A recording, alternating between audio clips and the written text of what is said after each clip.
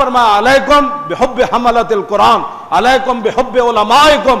نکی عید والے دن حضور نے دوسرا خطبہ جڑا دیتا فرماؤ میری امت جو اہل قرآن ہے ان سے پیار کرنا, میری امت کے علماء سے پیار کرنا, اور ولا تبغضوہم میری امت کے علماء سے بغض نہ رکھنا, ولا تحسدوہم اور ان کے ساتھ حسد نہ کرنا, ولا تطعنوا فیہم انہاں کدی تانا زنی نہ کرنا. یہ میرے نائب ہیں. ان کے دور میں علماء کو ہتھکڑیاں لگی, ان کے دور میں علماء پر دہشت گردی کے مقدمے چلائے گئے, ان کے دور میں علماء کی تقریروں پر پابندی لگی جن کو حضور اپنا نائب فرما کے گئے, اور حضور نے فرمایا قیامت تک میری دین کے پہرے دار یہ لوگ ہیں.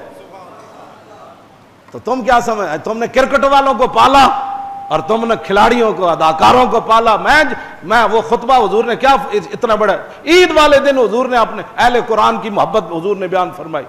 ہاں جی, تو اس واسطے اپنے آپ کو بدلو, اور بدلنا یہ نہیں ہے کہ کسی وقت آیات کیوں جی تتاب حضور تتا باہو, یہ باب تفاعل ہے. حضور نے فرمایا پھر عذاب آئیں گے جب لوگ قومی خزانے کو اپنا ماں کا جو ہے وہ خزانہ سمجھ کر کھا جائیں گے, لوگ زکوٰۃ کو چٹی سمجھیں گے, زکوٰۃ نہیں دیں گے. اور چھڈو جی, اور جی 10 کروڑ میری زکوٰۃ بن گئی. حضور فرمایا لوگ زکوٰۃ کو ٹیکس سمجھیں گے. ٹیکس تو دے دیتا ہے, جو اللہ رسول کا حق ہے وہ کیوں نہیں دیتا. پھر حضور نے فرمایا شراب پیے جائیں گے, قوم کے جو بڑے رہنما ہوں گے, کیوں جی زعیم القوم, جو قوم کا سب سے بڑا ہوگا نا قوم کے اندر, ارذلہم وہ سب سے بڑا بدکار اور ذلیل ہوگا وہ قوم کا سربراہ. تو آج یہ M N A M P A یہ کون لوگ ہیں؟